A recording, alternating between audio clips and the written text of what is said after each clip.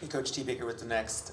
So obviously Carrie Baskin was honored tonight, but I want to ask about one of her competitors, which is Lisa Godeka, 1988 Big East Player of the Year. Can you just talk about any memories you have of playing against her, and if you followed her coaching career at all? You're going to have to give me her maiden name. Oh, I got to pronounce that one. Was it Angelotti? Yeah, Lisa. Okay. Yeah. Lisa Angelotti. Yeah. I knew it was, but I wanted everybody to hear it. Local kid from South Jersey. When she came to Villanova,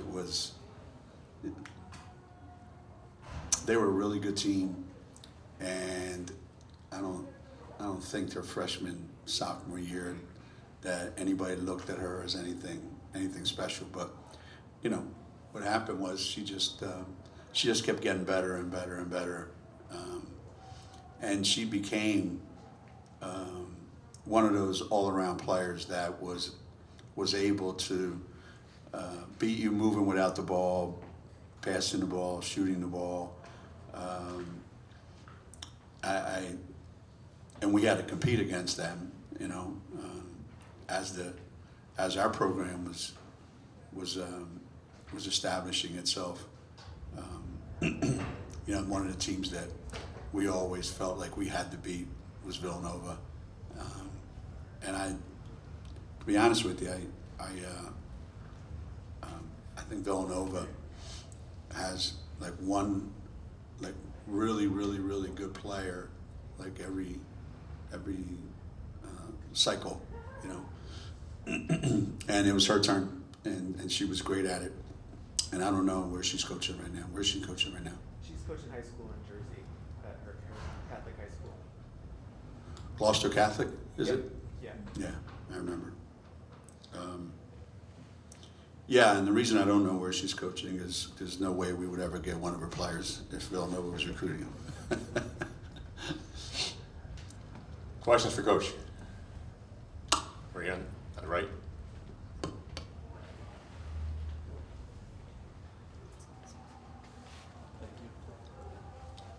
Coach, can I get your perspective on the season that Sarah Strong is having, and just how she has impacted your program? Yeah, the way, obviously no one's able to watch all our practices, but the way she impacts games sometimes don't even show up on the box score. It doesn't always show up on the box score just how incredibly high her basketball IQ is. That she's able to see things before they develop. She knows exactly where the ball's going all the time. Like these guys said, there isn't a pass you can throw her that she won't catch, no matter, she's just incredible at, again, how to get the ball. And whenever she misses, I'm shocked, I'm surprised, because she's so confident in her ability, whether it's around the basket, whether it's mid-range, whether it's an open three. But I think the best thing and the worst thing about her is she knows she's a great passer, one of the best we've ever had, and we've had some great ones. She's one of the best passers we've ever had, and that's incredible for a kid that can score like that. And what's terrible about it is she just wants to pass all the time, which, I'm not a big fan of. And so and it's fun because her mom and her dad, all three of us are ganging up on her every day, encouraging her to be more aggressive, be more aggressive, be more aggressive, take more risks, take more shots. Don't be so quick to give it up. But that's just who she is. That's just what makes her who she is. She's just a great player who, first and foremost, wants to be unselfish. It's a great quality to have, believe me. I think it's probably the difference between coaching men's basketball and women's basketball. I don't think there's, this phrase will never come out of a men's basketball coach. You need to shoot more. I'm finding myself saying that every day. We'll stay in the second row. We'll go to Mackie. I'm just wondering if you had an update on Aubrey and what her status would be like for the rest of the tournament. You know, she was really sore, you know, after the Marquette game, you know. So the thinking was, if we had to, we could, but if we don't, then it's best to give her all this time so that she's 100% ready to go for the NCAA tournament. So just clarifying, is she out for the rest of the Big East tournament?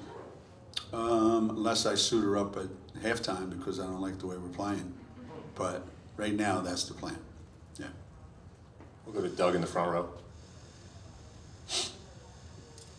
Hey, Coach, how are you? So, I know you're focused on this weekend, but looking nationally for a second, can you remember a time that there's probably a half dozen, if not more, teams that could win the title this year in the NCAAs, and probably more that can make the Final Four? That seems that there's not that one dominant team and everyone's playing each other, so there's yeah. parity in that way. Yeah. I do think that the fact that we finally, and it's taken a while, we finally have more good teams wanting to play really good teams in their non-conference schedule early in the year.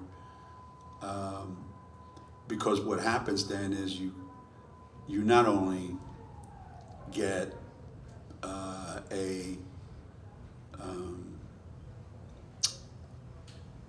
well, I think this team should be ranked number 1. I think that team should be ranked number 2. Based on what? I don't know. They just look like they're number 2 or they're number 3. So now you can actually put them head to head and say, this is what it looks like. This is who did what, you know. And when you get to the NCAA tournament, the deeper you get, the more of those teams you're going to see. You expect to anyway. So I think that's a new thing that's happened in women's basketball, relatively new. But we've been trying to do that for the longest time. I think when we were in the regionals, when we were in the Final Four in Philly, okay, and even before that, when we were in the regionals, I think we had played, I don't know, something like 13 or 14 of the teams that were in the regionals. And so there's no surprises, you know. And I think more and more schools are starting to do that, which obviously makes the game better, makes the TV people happy because they're putting on a good product, you know, on television. The kids like it, you know. So, yeah, it should be a great NCAA tournament, you know. Knock on wood. I think there should be more upsets. That's the one thing that I think we're missing in the tournament that exists. You know, that's what's made the men's tournament what it is, right? You know, that's what everybody talks about. You know, everybody wants to see, you know, 15 beat a number 2, or in some cases like a 16 beat a 1. You know, 3 and 4 seeds get knocked out early. That hasn't happened in our game a lot, but I can see it coming. You know, I can see those regional games not going according to plan, way more so than previous years. We'll stay in the front row, Carl. And since I said it, and I own it, it shouldn't happen to us. Better not. Carl Adam at Hearst Media, CT Insider. Geno, 2-part question if you don't mind. They announced a sellout today, and hopefully someone in the Big East can tell me if that's happened before. Just a reaction to that, and second, to follow on the question about Lisa Carey Bascom, legends of the game. Can you talk about the impact she made on your program, and you know what she did that made today possible? Yeah. The sellout, it's like that time in the world right now where all this is happening. You know, I think it's not easy to come to one of our games, okay? Our games are, I mean, they're still a bargain compared to other tickets for other things, but getting people to come out and watch games instead of staying home and, you know, relax and enjoy whatever they're doing while they're watching the game. It's hard to get people to come out to games, so you have to be pretty good. You have to have a good product, and you have to, you know, understand you're in the entertainment business. And this is an entertainment venue, pretty much. And I think people are excited about basketball, women's basketball especially. Has there ever been a sellout? I know when we played at the XL Center, I don't think we ever got 16,000 in there, 15,000 in there. When it was at Rutgers, we certainly didn't. When it was at Campbell, I don't think we did. No matter where it was, you know, it wasn't a sellout. Now, you have to go back to when it was on campus sites Yeah, back then. yeah, when it was on sellouts. campus at the smaller arenas, you know, you can get more of them. As far as Kerry's concerned, you know, Kerry is the original Sarah. Sarah is Kerry on the next, how many years? 35? Right. Sarah is the 35-year evolution of Kerry. Kerry was one of a kind back then. You know, we're trying to establish it. We're trying to become a Big East contender. And kid averaged 7 or 8 points a game as a freshman. And Shelly Pennyfather had just graduated from Villanova, who was 3-time Big East Player of the Year. And Kerry stepped in and was 3-time Big East Player of the Year and first-team All-American the year we went to the Final Four. Nothing that has happened at Connecticut could have ever happened without her. Everything that came after Kerry was made possible by her. She had a really good supporting cast, don't get me wrong, but none of those guys were going to scare you, you know what I mean? So, if anybody wants to know, you know, who's most responsible for what's happened at Connecticut, it's a kid from Epping, New Hampshire, who just came to UConn, and if she was playing today, she'd be Sarah. Same exact player. Identical. I mean, when we first saw her, when Jamel and I first saw her play, that's exactly what I said, you know, that's Kerry Baskin. It's a hell of a thing.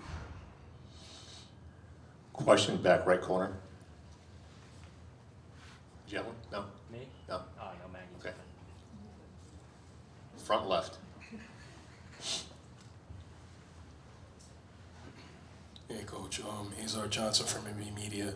I had a question. I know that, and then you said you guys dominated, executed basically like how the way you want it.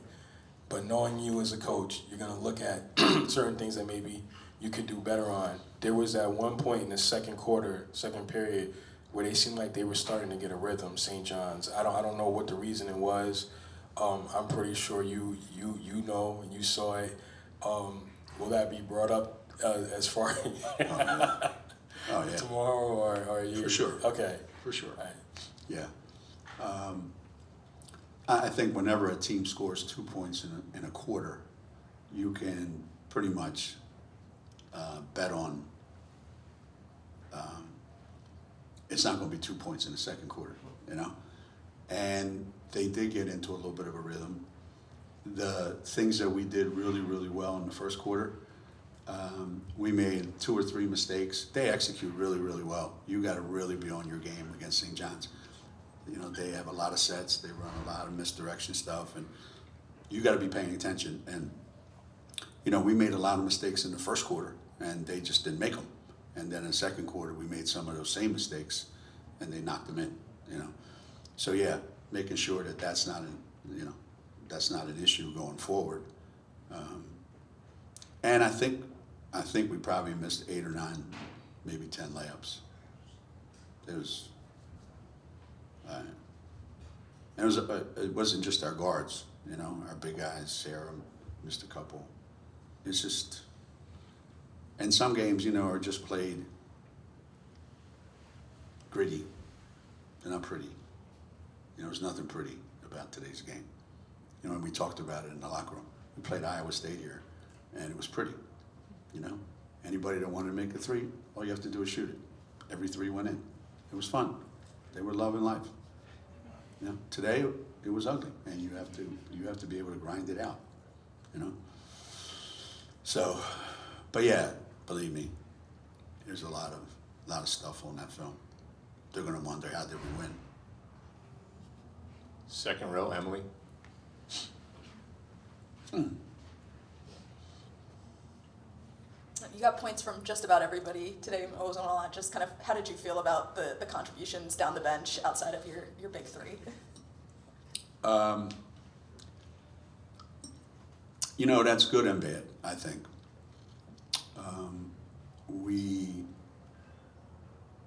We have 3 players that were first team All Big East, right? And I think it's my job to get all 3 of them a lot of touches. And then whatever everybody else gets, that's just added, you know. And sometimes those other guys, they really, really, really play great, and that's what makes the margins sometimes so wide. But there weren't going to be a lot of possessions today.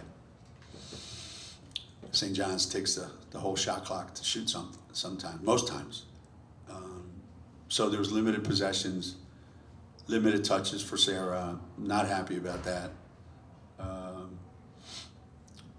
So unique contributions from everybody else, and it could be like I came in and made 2 shots.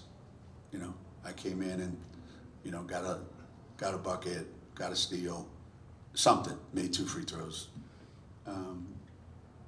Yeah, points were not easy to come by in games like today. And maybe they won't be the whole tournament. Who knows? Time for one more, back left.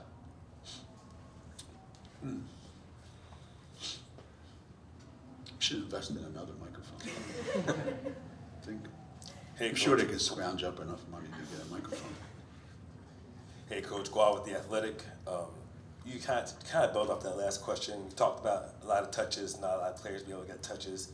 One player in particular who's been doing it all season, Caitlin, came from a team where she was obviously getting more touches than she is here. Can you just speak to how she adjusted to this new role and her impact on the team with this new role? Yeah. Caitlin Chen is the kind of player that every really, really good team has. Somebody that doesn't have to score every time she touches it. Somebody that isn't going to take bad shots just to get her shots.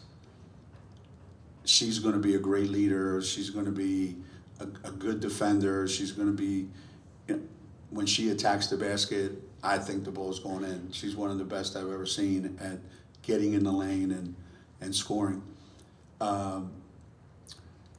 When you come from a program like Princeton, where they were really well coached and they depended on her a lot, you might have come out of Princeton and go someplace where you're going to have the exact same role. And when she came here, she knew it was going to be different, be a little bit different. But it's exactly the role that we need. And she places winning above all else. So it's been great for us. It gives us a chance to play a certain way that we wouldn't be able to play if she wasn't here. You see us, we're pressuring the ball more in the full court, which we didn't do last year, the year before that. And I think she's raised her stock in WNBA draft stock because a lot of the GMs and a lot of the head coaches that have come to practice, she's become better than average three-point shooter. She's a tremendous free throw shooter. She's gonna make it in that league. I think if she was a backup point guard for you, her first year, you'd be hard pressed to find somebody better. Coach, thank you. Appreciate the time. Thank you. Appreciate it. Thank you.